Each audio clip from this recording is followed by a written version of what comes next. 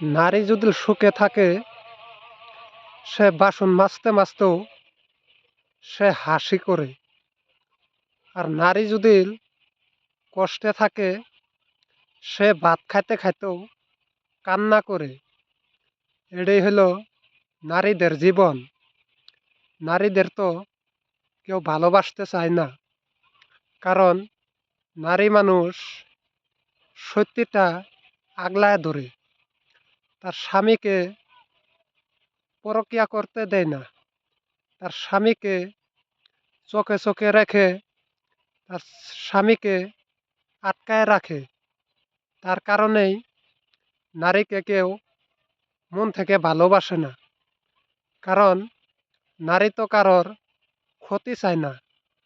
নারী তাকে তো মন থেকেই ভালোবাসে, তাকে আগলায় নিতে চায়।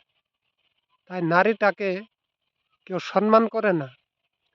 যখনকার একটা নারীর বাচ্চা হয় তখনকাও কিন্তু সেই পুরুষটা অন্য নারীর ফাঁদে পড়ে যায়, কারণ তার দিলে তো দয়াময়া বস্তুটা কিচ্ছু নাই।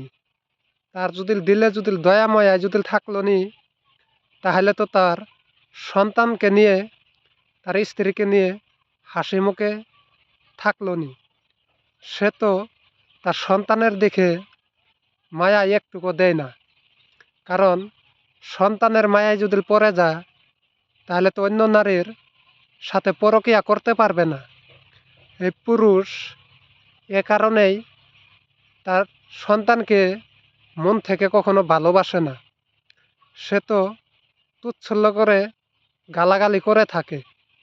তার সন্তান তো ইতিমের মতো তাকায়ে থাকে। তার বাবার সাথে ঘুরতে যাব, ফুর্তি করব, তার বাবা তো কখনো তাকে ঘুরতে নিয়ে যায় না, কারণ তার বাবা তো একটা কারণেই ঘুরতে নিয়ে যায় না। সে জানে যদি ঘুরতে নিয়ে যায়, তার পরকীয়া নারী যদি দেখতে পায় তাহলে তো সেই ভালোবাসাটা বিচ্ছাত হয়ে যাবে। এ কারণে তার সন্তানকে তার বাবারা কখনো ঘুরতে নিয়ে যায় না। যদি ঘুরতে নিয়ে যায়, যদি দেখে ফেলে, যদি সে জিজ্ঞেস করে সেটা কার সন্তান, সে কি জবাব দিবে? এই জবাবের কথা ভেবে সে তার সন্তানকে নিয়ে কোনো জায়গায় ঘুরতে বা কিছু কিনে দিতে নিয়ে যায় না। তার স্ত্রীকেই বলে, তোর সন্তান তুই নিয়ে যাবি, নিয়ে যায় তুই কিছু কিনে দিবি, আমি কখনো পারবো না, তোর সন্তান তুই সামলা। এই পুরুষটা পরকিয়া করতে করতে এমনভাবে একদিন ফেঁসে যাবে, সেদিন আর কোনো তার আত্মীয় স্বজন আটকাতে যাবে না। সেদিন আটকাবে তার পিঠের জালে। তার পিঠে যখন অনেক বেতের বাড়ি পড়বে, সে তখন শিক্ষা হয়ে যাবে।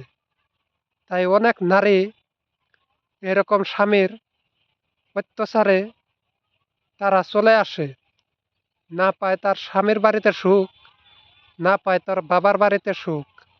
নারী মানুষ একেবারে অসহায়। নারীদের তো কেউ ভালোবাসতে চায় না।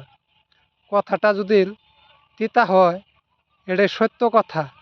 আপনারা যদি ভালোবেসে থাকেন তাহলে লাইক শেয়ার কমেন্ট করে যাবেন, সবাইকে দেখার সুযোগ করে দিবেন, ইনশাআল্লাহ।